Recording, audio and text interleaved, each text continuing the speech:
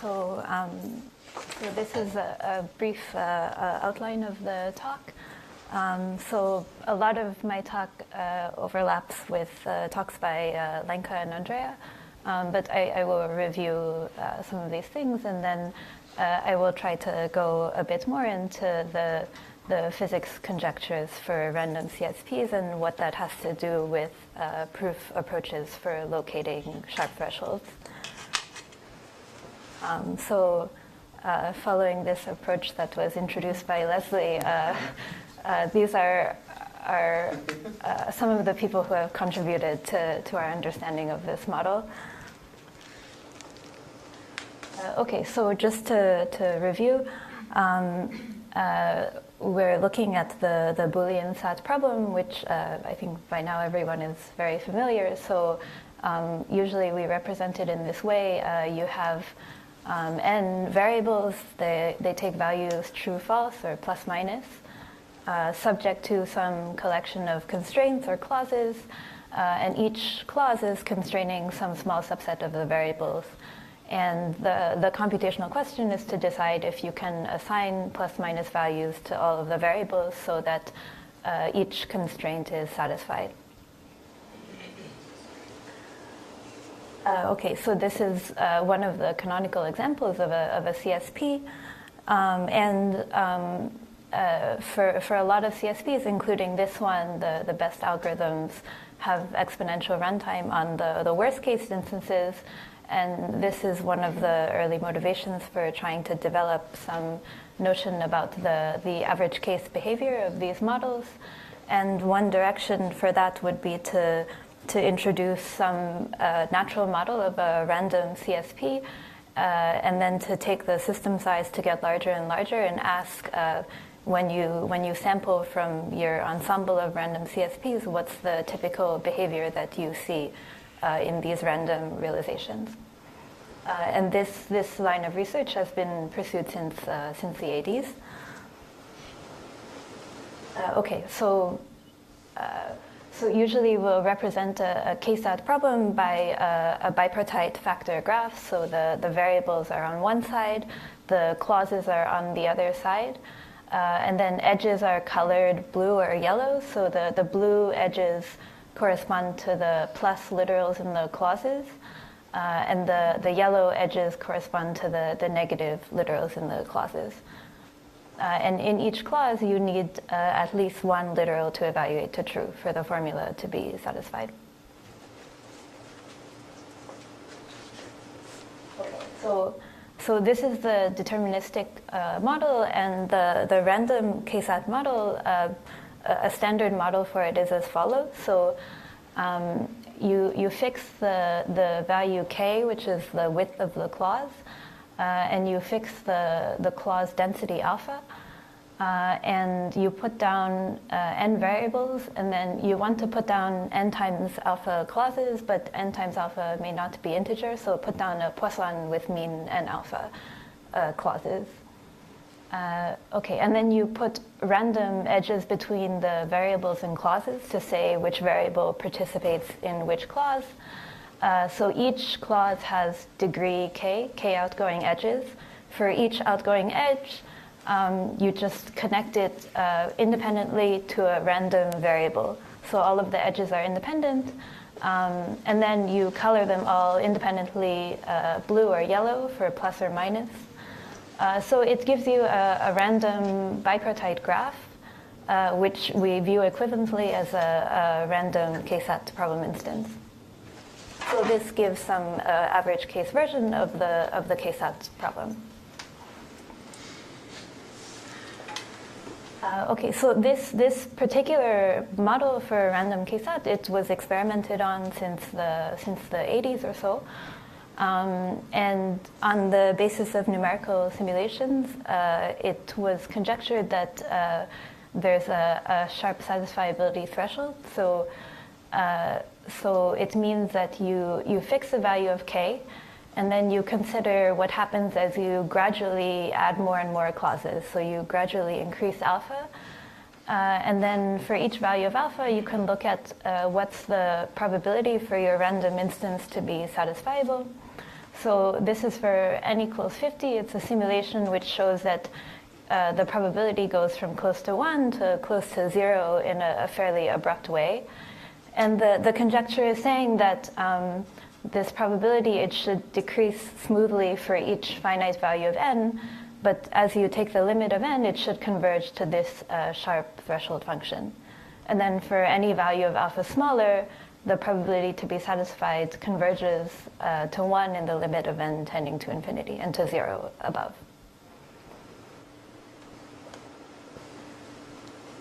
Since the early 90s, in these works, it was known that this is true for k equals 2, where the transition occurs around alpha equals 1.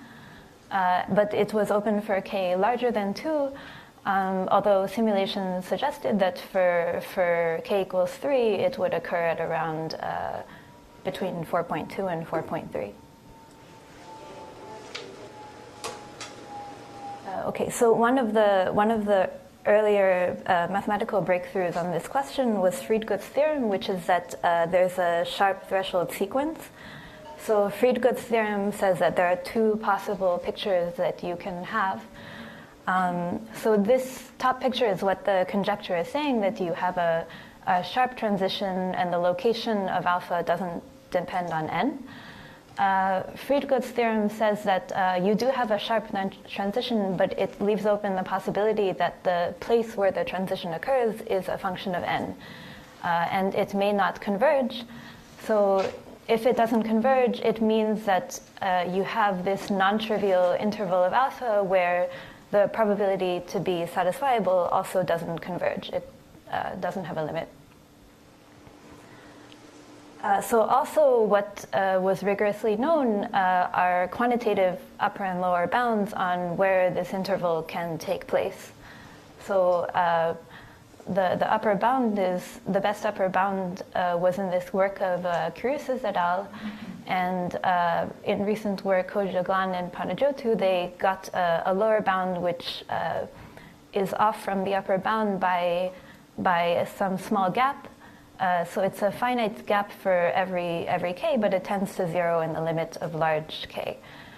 And there was actually a series of works that address the lower bound.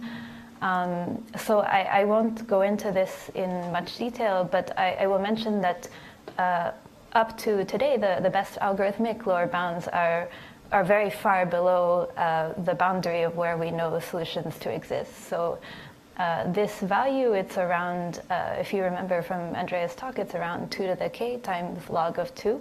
And these are off by a factor of about k over log k, so by a huge factor from the threshold.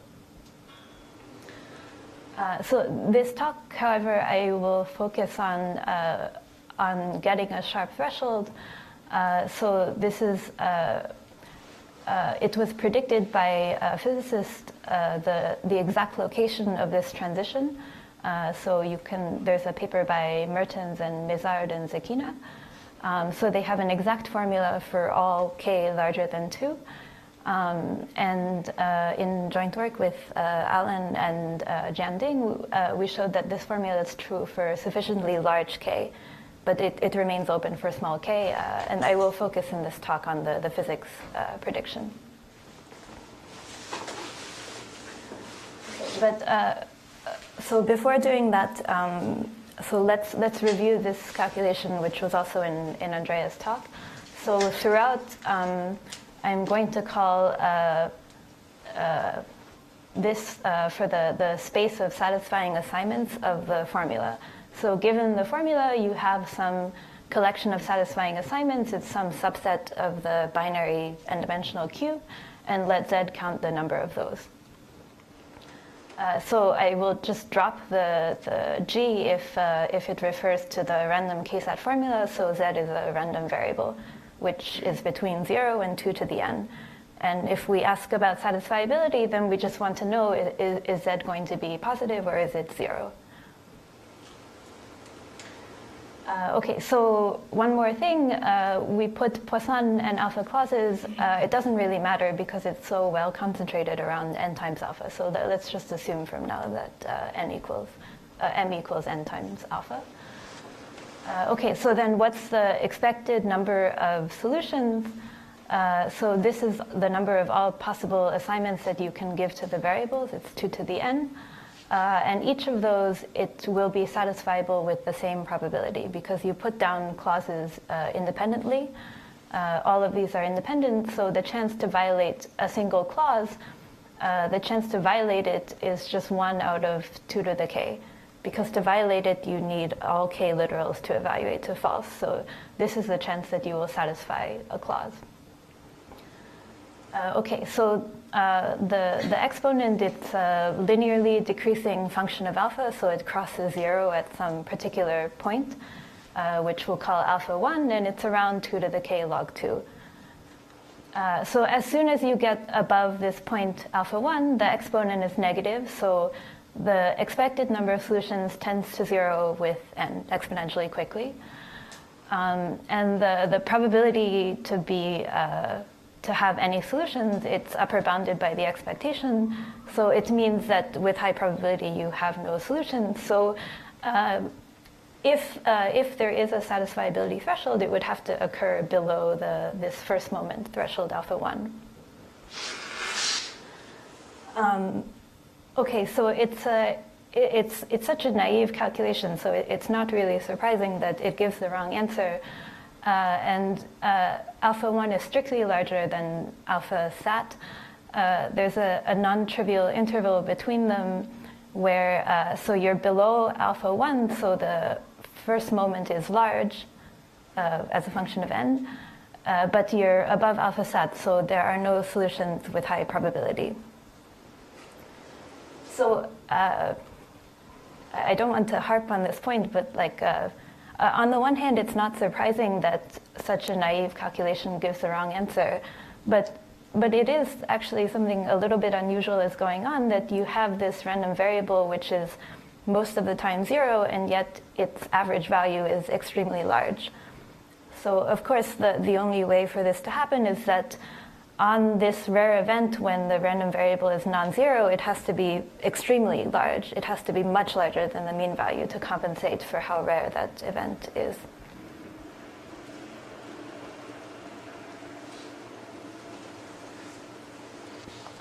Okay, so we've seen maybe a hint of some of the difficulty in locating the threshold. And so it's to do with this non-concentration in the number of solutions. And what people have realized is that this non-concentration is very closely related to some unusual properties of the geometry of the solution space. So again, the solution space is the subset of the binary cube. And it turns out to have a complicated geometry, and this is related to why standard approaches do not detect the threshold. So statistical physicists made major contributions to this problem by making the realization that these random CSPs, which come out of computer science, they can fit into the framework of this broader class of models called spin glasses, which had been studied before in the physics literature. And for which a lot of heuristic methods were available. And they showed how you can take some of the heuristic methods and adapt them to the context of random CSPs and get some understanding of the CSP solution space. So I will talk a bit more about this in a moment. So let me just mention that something particularly appealing about the physics picture is that it has yielded a lot of remarkable conjectures. So conjectures about exact locations of phase transitions, conjectures about the exact values of the entropy of the number of solutions and other things. And in the context of dense graphs, a lot of these conjectures have been rigorously proved. So for the matching problem, properties of the SK model and the traveling salesman problem on the complete graph. But I think it would be fair to say that less is understood mathematically for sparse models where you have bounded average degree, such as the random KSAT model.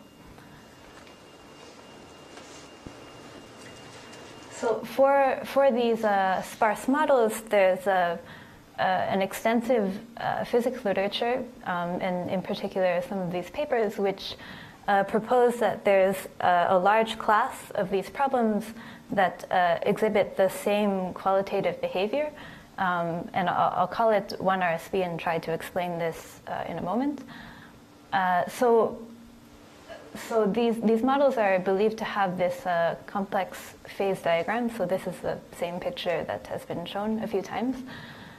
So what it means is that as you gradually vary some parameters, so in our case, as you gradually increase alpha, you see several distinct behaviors in the solution space. So the structure of the solution space, it undergoes sharp transitions. And some of these have been linked to algorithmic challenges, although this is not, certainly there's a lot of open questions here.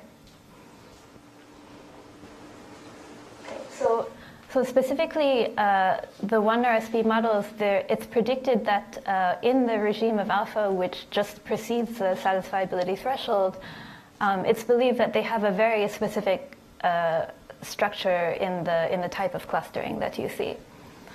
And on the basis of this structural assumption, so if you know how the clusters are distributed and how they behave, on the basis of that, it's possible to make an explicit conjecture for when the clusters will stop existing, which is the satisfiability threshold. So with the assumption, you can get an explicit conjecture for what the threshold will be, and this is what's known as the 1RSP threshold formula.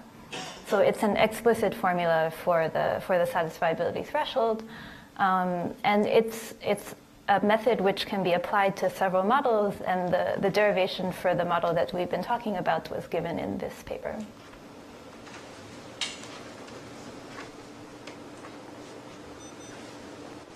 Okay, so in the prior literature, the best upper and lower bounds on the SAS threshold, they were by a moment method for the number of solutions. So upper bound is by first moment method, and the lower bound is by the second moment method, or the Paley-Zygmunt inequality. And with increasingly sophisticated truncation and conditioning and reweighting to handle the non-concentration of this random variable. But what the physics gives us is that it explains the root cause of this non-concentration, and from this explanation it seems clear that you cannot further refine the moment method for the random variable z to get to the sharp threshold. So you can improve it, but you can't detect the exact threshold by that method. And the physics picture, it suggests a better approach to getting a sharp threshold. And in particular, just as further support for what I'm saying, the function alpha star, which I put on a slide at the end, so it's a pretty complicated function. So it makes it extremely unlikely that you can get a rigorous determination of this formula without using the physics insight that leads to this formula. Okay, so hopefully that's enough motivation to talk about what replica symmetry breaking means. So again, we'd like to know something about the solution space for random KSAT. So you can maybe just take another perspective that you consider the uniform probability measure over this space. So it's a random subset, so you condition on the instance of SAT, and then you're looking at this probability measure over this subset. Okay, so just consider some fixed realization, and then you can think about sampling from this measure. So if you sample from this measure, what you have is you have a plus minus value stochastic process, which is indexed by the variables of the graph. Okay, so it's essentially a rewriting of what we were asking about before. So if you want to know about the geometric structure of the solution space, it kind of can be translated into asking about what happens if you sample repeatedly from this measure. What is the typical behavior that you see? But what's the point of doing this sort of rewriting? So the random measure nu, it's an example of a graphical model or factor model or Gibbs measure Markov random field. So it's an example of this broader class of models for which a lot of heuristic methods are available. So in particular, models of this type, they're classified as being replica symmetric or replica symmetry breaking according to the following criterion. So let's assume everything is plus minus valued.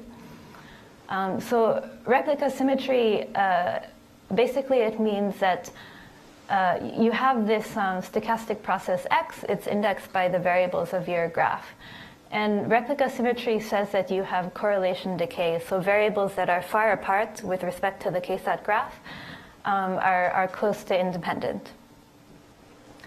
So where does the term replica symmetry come from? What it's saying is that if you take two IID samples of your measure nu, so the samples are called replicas of the system, and you can consider their normalized inner product, which we'll call their overlap. So if it's true that things that are far away are close to independent, then here you have kind of a sum of a lot of independent things, so you expect to have some law of large numbers, and you should have concentration. So another characterization of replica symmetry is that the overlap is concentrated. So by contrast, if the measure has long-range dependencies, then it's called replica symmetry breaking, and in this case, the overlap has a non-trivial distribution.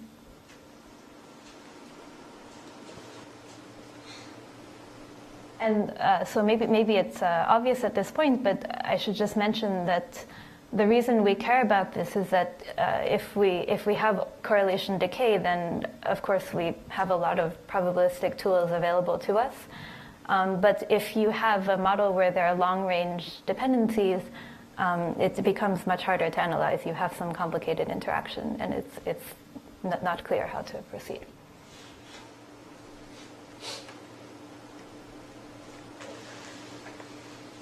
So then going back to the geometry of the solution space, the prediction is that random k-sat exhibits both of these phenomenon in different regimes of alpha.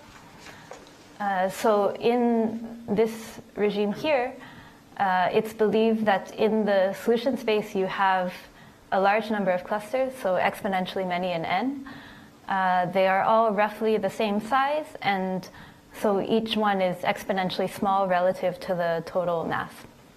So if you're in this regime and then you can sample two replicas, so each cluster is very tiny as a fraction of the whole. So if you sample two independent replicas, the chance for them to land in the same cluster is very close to zero. So with high probability, they land in different clusters, and then the belief is that different clusters are far apart, and as a result, the two replicas will be sort of orthogonal to one another. And as a result, their normalized inner product will be pretty close to zero. So this is the replica symmetric regime. The overlap is concentrated near zero.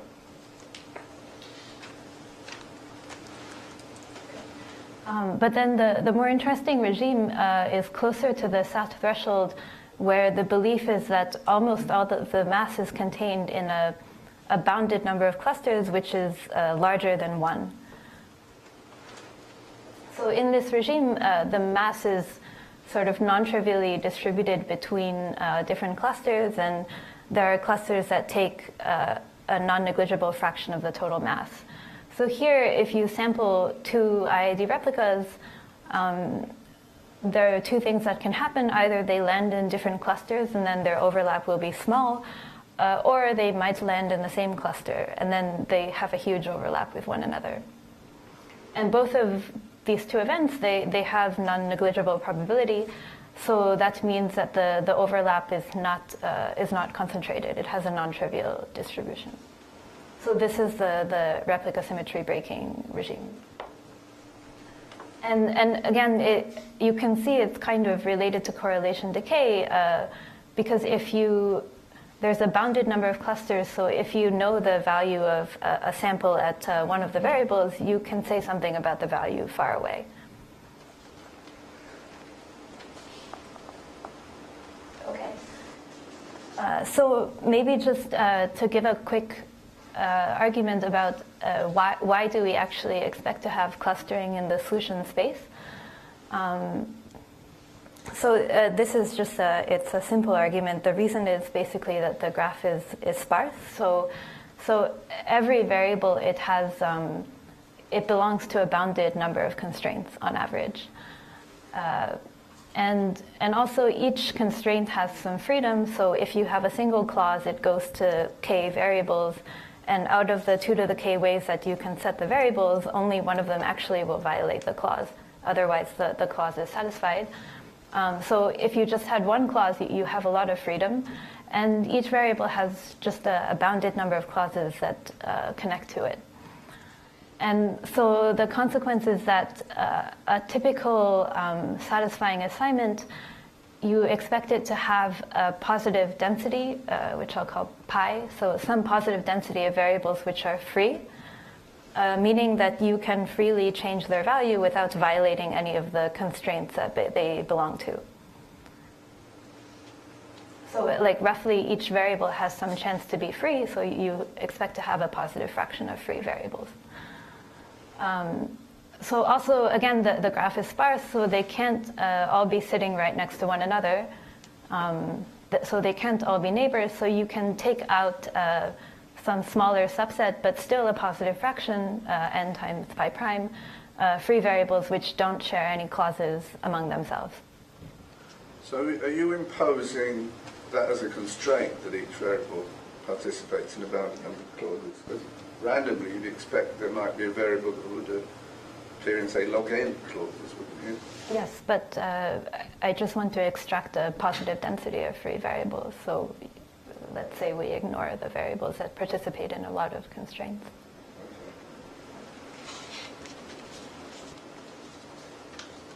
So you extract some subset of free variables. It can be very small, but anyway, pi prime is positive. And since they don't share any clauses among themselves, you can flip any of them independently, any subset of these variables, and you get another satisfying assignment. So the point is that as soon as you found a single satisfying assignment, it must be with high probability that it belongs to some connected component of satisfying assignments that are all very similar to it. And this component or cluster, it must be exponentially large. So at least size 2 to the n times pi prime, maybe much larger. But anyway, it's exponentially large.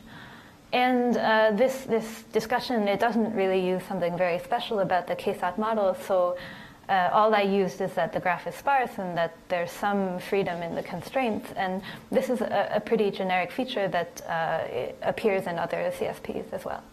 And so since the graph here is sparse, so there are actually a constant times n number of variables which do not have any constraints, clause are connected to them. Yeah. So yes, thanks. Yeah, thanks. So that's a good point. So yeah, there are some variables that are isolated, but here I want to argue that even within the giant component, you have a lot of free variables. Yeah, thanks.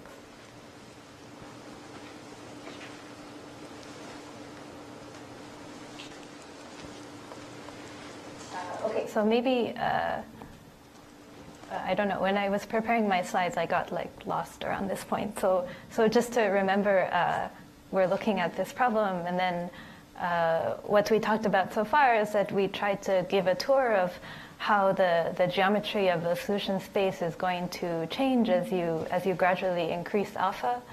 And we said that this geometry is related to some properties of correlation decay, which are relevant for the analysis.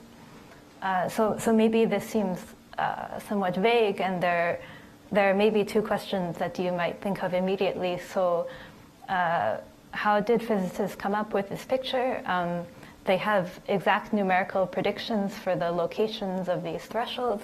So where do the numbers actually come from? And then also, what are the implications of this picture if you want to rigorously locate the SAT threshold? And so, for example, like how is it related to the earlier calculation for the first moment? Okay. Okay. So in order to explain it, I will ask you to take this on faith for a moment that under some additional set of assumptions that I'll talk about, you get something like this. So you have many clusters in your solution space, and let's say that we believe that the number of clusters of size e to the ns, first of all, the number of clusters of some size, it's random. But first of all, let's believe that the random number is concentrated near the average number. So let's say we believe that. And also, both of these are essentially equal to exponential n times sigma of s for some explicit function sigma, which also depends on alpha. Okay, so let's believe this for a moment and see where it gets us. So the main point here is that this is a function that physicists are able to explicitly calculate and get numbers for. So let's say we believe that. Then first of all, we know what's the expected value for z. So you should just sum over all of the cluster sizes, which go between, so s will go between 0 and log 2. You should sum up the cluster size, e to the ns, times the expected number of clusters of that size. So this is just a rewriting of the first moment. But the point is that you have some explicit function sigma. So now what you know is explicitly how the first moment decomposes into the various cluster sizes. And it's dominated by the point where this function s plus sigma of s is maximized. So the main contribution will come from some point s star where the derivative is 0, so sigma prime of s has to be minus 1. And again, supposedly we know this explicit sigma, which also depends on alpha, so you can just start plotting curves and see how this maximization problem changes as you increase alpha. This is just a repeat of the theme. Okay, so the picture is that this is for a fixed value of alpha, and then I'm going to show the curve for several values of alpha. So these are 5 different values of alpha. So, okay, so in this regime of alpha, the place which dominates the first moment, it corresponds to a positive value of sigma. So the belief here is that you have, so since sigma is positive, you have exponentially many clusters. They're all roughly of equal size. So as you increase alpha, this curve gradually decreases, and at some point it hits 0, and this is the dividing line here. And then as soon as it gets below 0, so here the dominant contribution to the first moment, it comes from a negative value of sigma, which corresponds to a type of cluster which is exponentially not likely to occur. And then the curve decreases further, and at some point the maximum of the curve hits 0, and this is the satisfiability transition. So above it, you are exponentially unlikely to have any type of clusters. So this is the last curve. So the second curve, it's the left boundary of the middle box, and the fourth curve is the right boundary of the middle box. And in between, the first moment is dominated by this cluster size, which is very unlikely to occur. What are the cluster sizes that actually can occur? They have to correspond to positive values of sigma. So they all correspond to this section where sigma is above the line. But this is the point which is optimal for the s plus sigma of s trade-off. So all of these points are suboptimal. And the most optimal among them it's this last one here. So the mean is dominated by the red point, but in a typical realization of the instance, it's dominated by cluster sizes near the purple point.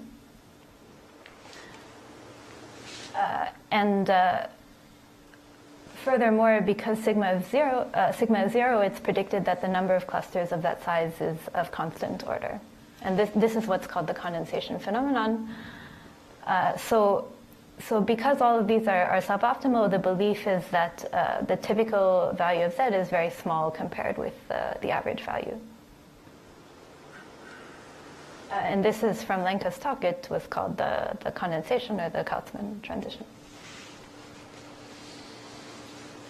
So this is how the replica symmetry breaking picture relates to what we talked about before, that the first moment is failing to detect the threshold. It's because of this trade-off here. Okay. So then back to the assumption. So we got this whole picture, and it doesn't really make sense unless we make this assumption that expected and typical are the same. So earlier we wrote this using the interpretation of sigma reflects the expected number of clusters. But all of these pictures here, it doesn't make sense unless sigma also reflects the typical number of clusters. So we've been using this assumption. And from this assumption, we got this picture about how non-concentration of this random variable is related to replica symmetry breaking. And so you might worry that we built a house of cards because we assumed concentration to say something about non-concentration. So for this all to make sense, it needs to be that at the level of this equality, so at the level of clusters, you don't have replica symmetry breaking, since otherwise you would expect that you don't have this equality. So formally, the one-step replica symmetry breaking heuristic, what it says is that at the bottom level, you have satisfying assignments, and they have this clustering phenomenon, and they have replica symmetry breaking. But you go one step up to the level of clusters, and it postulates that the clusters of assignments, they don't exhibit a repeat of that phenomenon. So the clusters are replica symmetric. And this assumption, it's what underlies the explicit derivation of this function. And once you have this explicit function, you can read off the satisfiability threshold. So it's the last value of alpha for which this function is anywhere positive.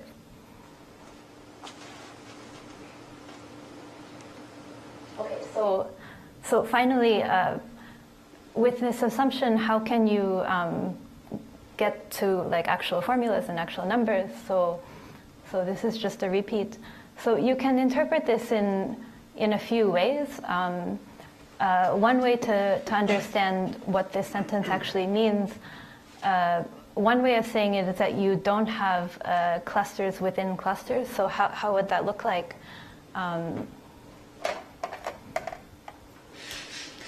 So the picture would be that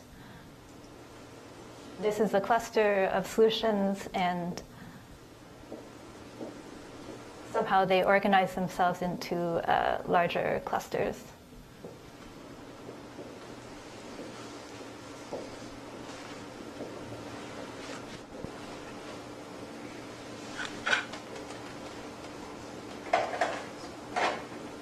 So you would have sort of two different length scales inside the solution space. So one RSV is saying that this sort of a picture doesn't occur. But earlier, the way that we defined replica symmetry breaking was that we talked about the overlap between two configurations. So what does it really mean, like the overlap between two clusters? And to make it concrete, what we need is some kind of a graphical model of clusters. So if suppose you can express a cluster as the solution of a CSP, we know what it means for solutions of a CSP to have some overlap. So if we can have some nice combinatorial description of what a cluster is, then it can give a clean definition for what it means for clusters to be replica symmetry breaking or not. Okay, so to get to some model of clusters, you can use the following idea. So the random graphs are locally tree-like. They have very few short cycles. And trees are great for formulas because you can have tree recursions and they give you fixed point equations and you can analyze them. So the whole point is that you can try to approximate random ksat on the random graph to ksat on the tree. So what should that mean? Obviously, the right answer is not that you should just define ksat on a tree. It can't be the right answer because a tree is always satisfiable. So in order for the tree model to have anything to do with the graph model, what it should mean is that you want to understand the marginal of this measure that you started from. You want to take a large neighborhood in the graph, so say the neighborhood of some variable. So the neighborhood is a tree, and then you want to understand the marginal of this original measure on that large tree. Okay. So by a sort of a Markov property, the marginal on the tree, it factorizes like that. So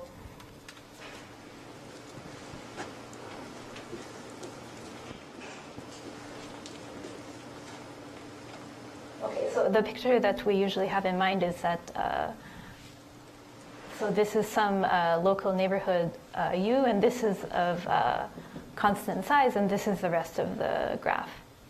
And this part is a tree, and here there are long cycles. Okay, so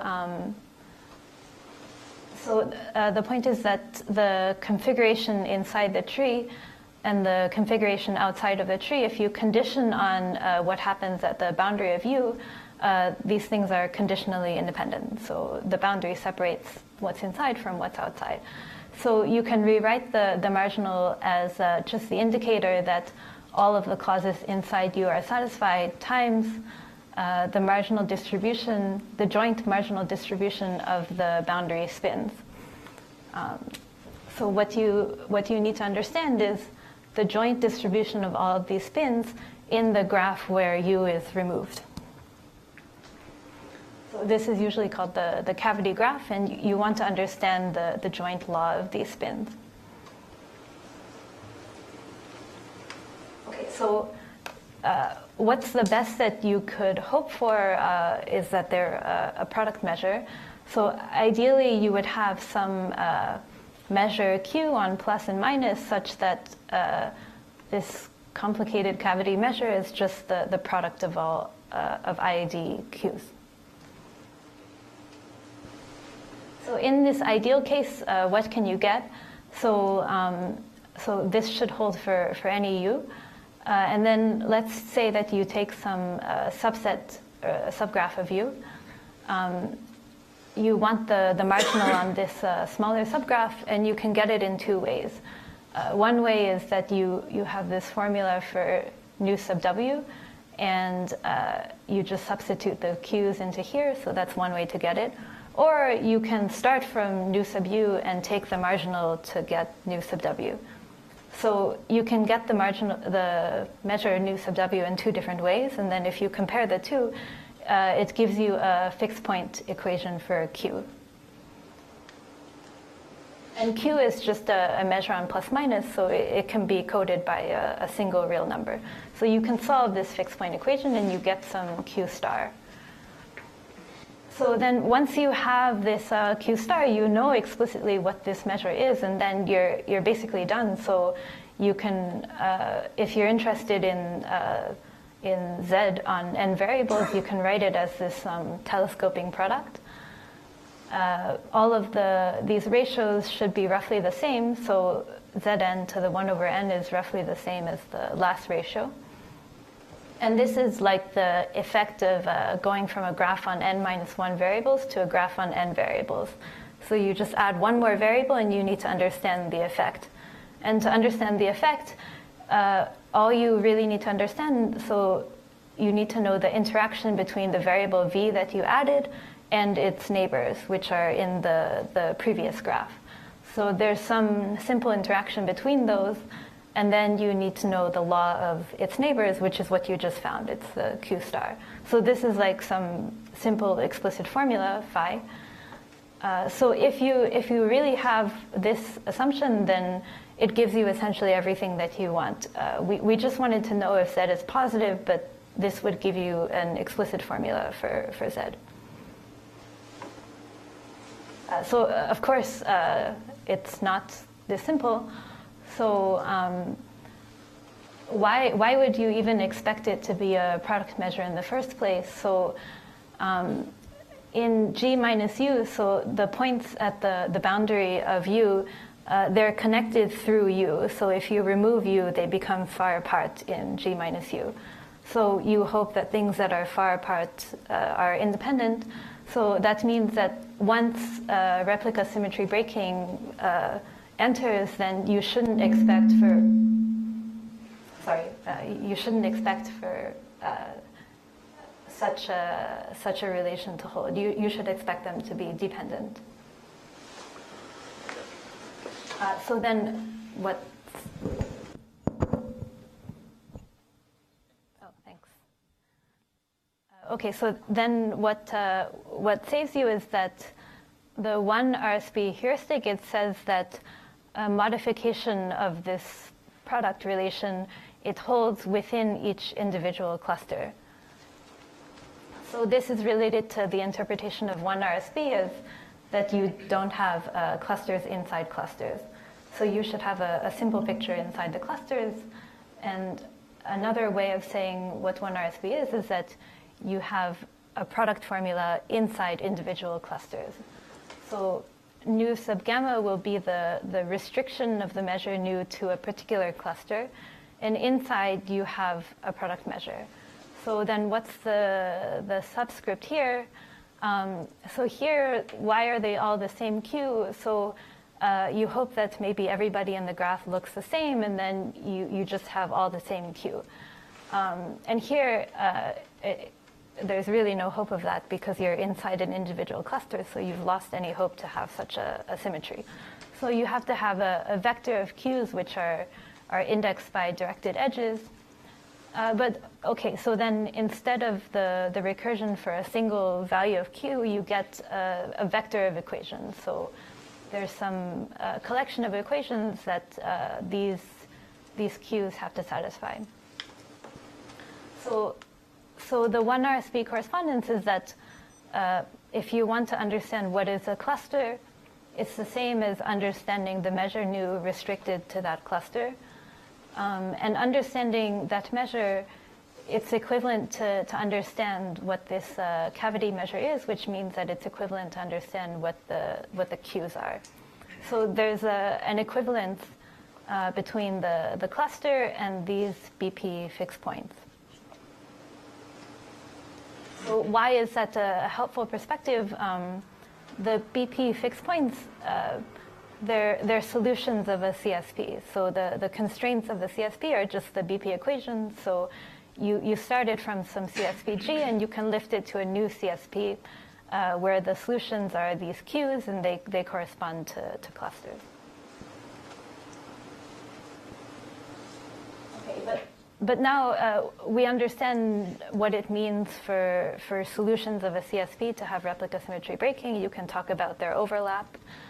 And what one RSP is saying is that this new CSP, where the solutions are clusters or BP fixed points, this new CSP is supposed to be replica symmetric. That's what one RSP is saying, even if the original CSP had replica symmetry breaking. So if it's replica symmetric, then this great condition that we wanted before, this where you have this product measure, we're back in a setting where we do have such a condition. And then when you have this condition, you can get a fixed point equation for a single Q, which you can solve explicitly for a single Q star. And from that, you can read off the partition function from this telescoping products argument. Okay, but we should maybe just unpack what is the capital Q. So originally on G, the little q is a measure on plus minus, and the partition function is just the number of k-sat solutions.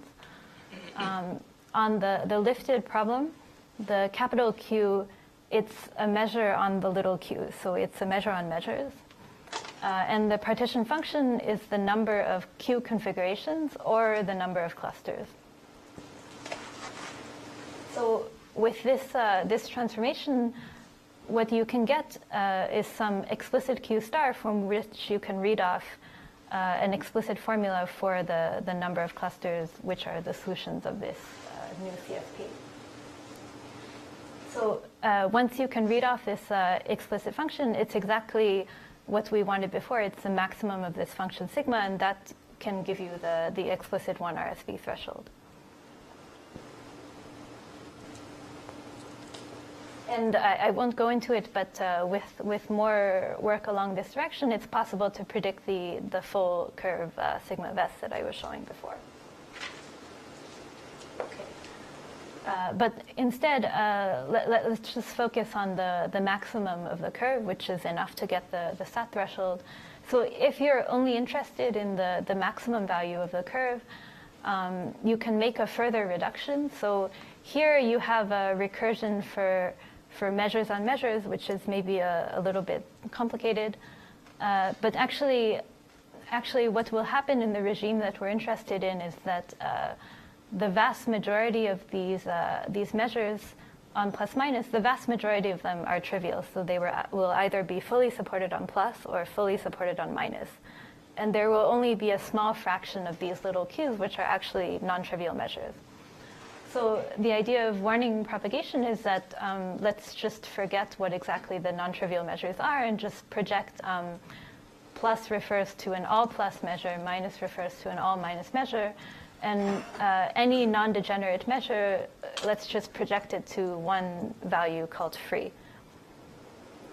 So this reduces the BP configurations, which are vectors of measures, to something much more simple, which is just vectors of plus minus free values. So this is just some simple combinatorial object. And they are in one-to-one correspondence with the clusters that we were interested in. So these are the combinatorial objects. And they have a nice interpretation. So if you have a variable v which neighbors a clause A in the bipartite graph, the interpretation is that the warning from A to V, it will be plus or minus if A is forcing V to take value plus or minus with respect to the cluster that you're in. And the warning in reverse is that V says to the clause A plus or minus if the neighbors of V other than A are telling V to take a particular value plus or minus. So in the rigorous approaches to the satisfiability threshold, so far in any model where an explicit threshold was rigorously located, they've all been going through this combinatorial interpretation of the cluster. So they don't work with this model of BP fixed points, which are measures, but they work with this plus minus free sort of configurations. And so a lot of the work uses combinatorial calculations. And kind of informally, the idea, part of the idea of the proofs is to show that these sorts of plus minus free configurations, they do not exhibit a clustering phenomenon. So before, the whole issue was that the satisfying assignments, they have a lot of free variables. And kind of the point here is that if you look at valid warning propagation configurations, they're quite rigid, so you cannot easily change one value to another without changing a huge number of values. So they don't have this sort of local freedom that we had in the original model. And so they don't really occur in clusters, and this gives sort of a partial confirmation of the 1RSB hypothesis. And this sort of idea appears in the proof. Okay, so I'm almost out of time, so I'll just mention briefly some open questions. So we've just been asking if Z is positive or not, so you can ask what is the typical value. And there are many other aspects of the phase diagram which are not rigorously understood, especially to do with the structural properties in this condensated regime. You can ask what happens if you go to positive temperatures, so you lose the combinatorial models. But it's believed that the transitions continue into positive temperature. And then finally, going back to Andrea's talk, there are models that are believed to have higher levels of replica symmetry breaking, so you would see such a picture. And the canonical example of that would be max cut. And so this would be an extremely challenging problem. And so this is the formula that I promised earlier. That's it.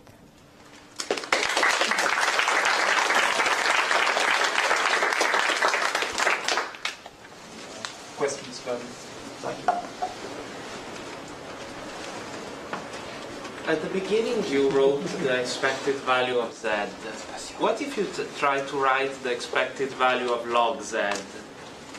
Is it even something, or it's just a messy formula that you can't work on? I mean that when I say what is the typical value of Z, I'm essentially asking what is the expected value of log of 1 plus Z, for example.